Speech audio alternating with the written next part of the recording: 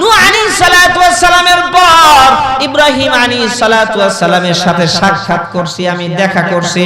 ইব্রাহিম আলাইহিস সালাম ডেকে ডেকে বলছেন, হামা আমার পক্ষ থেকে শেষ নবীকে সালাম জানাবা। ইসমাইল নবীর সাথে সাক্ষাৎ করছি, ইসমাইল নবী একই কথা বলছেন, আমার পক্ষ থেকে সালাম জানাইবা। ইয়াকুব আলাইহিস সালাতু ওয়াস সালামের সাথে সাক্ষাৎ করেছি, তিনিও একই কথা বলেছেন, সালাম জানাবা। ইউসুফ নবীর সাথে আমি অনেক দিন ছিলাম, ইউসুফ নবীও বলছেন আমার পক্ষ থেকে সালাম জানাবা। মুসা নবীর সাথে সাক্ষাৎ করেছি, সেও বলেছে আমার পক্ষ থেকে সালাম জানাবা। ঈসা আলাইহিস সালাতু ওয়াস সালাম ডেকে ডেকে বলে, হামা আমার পরে শেষ নবীর আগমন হবে। এ হামা তোর দোয়া যেহেতু আল্লাহ তাআলা কবুল করছেন, আমারে আমার পক্ষ থেকে শেষ নবীকে সালাম দিবা।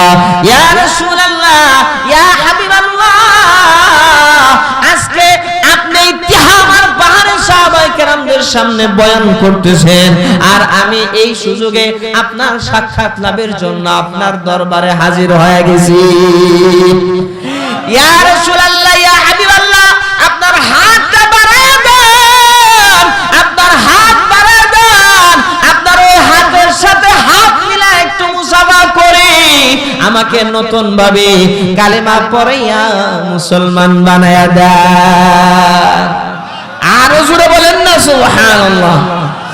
ইন্না সলাতি ওয়া নুসুকি ওয়া মাহইয়ায়া ওয়া মামাতি লিল্লাহি রাব্বিল আলামিন।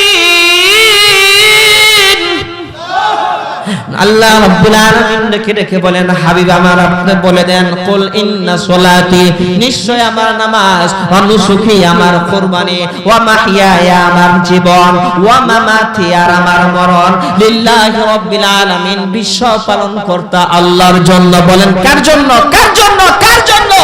আমাদের জীবন, আমাদের মরণ, আমাদের নামাজ, আমাদের রোজা, আমাদের কুরবানি, এগুলো সব কার জন্য? বলেন কার জন্য? আল্লাহর জন্য। সুন্নাত তরিকায় জিন্দেগি যাপন করব তো ইনশাআল্লাহ, করব তো ইনশাআল্লাহ। একটা সুন্নতের এত দাম। আমরা দাওরা হাদিসে একটা কিতাব পড়াই, আবু দাউদ শরীফ। আবু দাউদ শরীফের লেখক ইমাম আবু দাউদ রাহমাতুল্লাহি আলাইহি, উনি একবার নদীতে নৌকার মধ্যে ছিলেন, নৌকা সফরে ছিলেন, এমন সময় শুনতে পেলেন নদীর কিনার থেকে একজনে হাসি দিছে। হাসি, আমরা যেটাকে হেসি বলি, হাসি দেওয়ার পরে আলহামদুলিল্লাহ বলছে। কি বলছে? তো এইটার জবাবে ইয়ারহামুকাল্লাহ বলা সুন্নাত। কি বলা সুন্নাত? ইয়ারহামুকাল্লাহ বলা সুন্নাত। এইটা বলার আগেই ওই লোকটা নদীর কিনার থেকে উঠা চলে গেছে।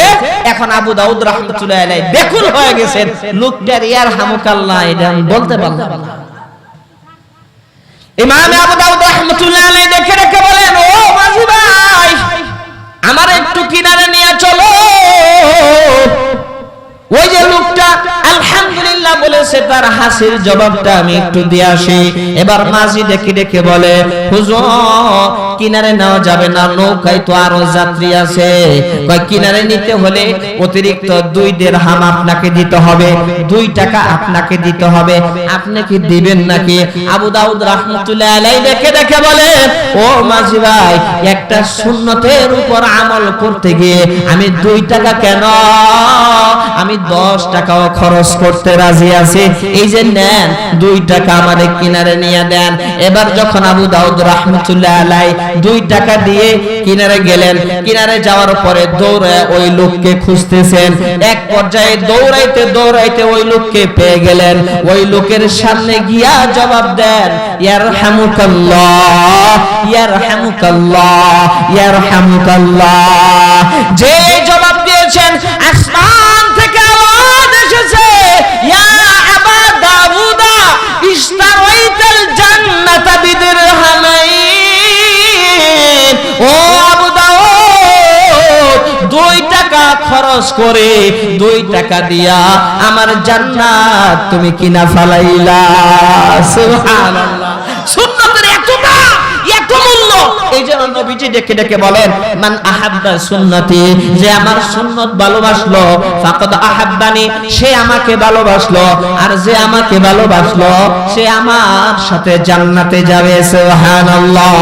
একটু জিকির করি আল্লাহ আল্লাহ আল্লাহ আল্লাহ, জোরে জোরে।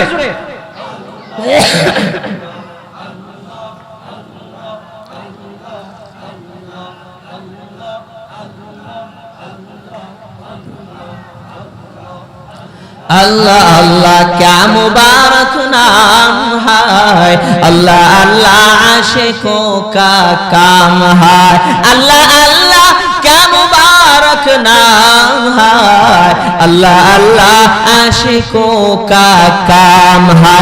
जुरे जुरे अल्लाह अल्लाह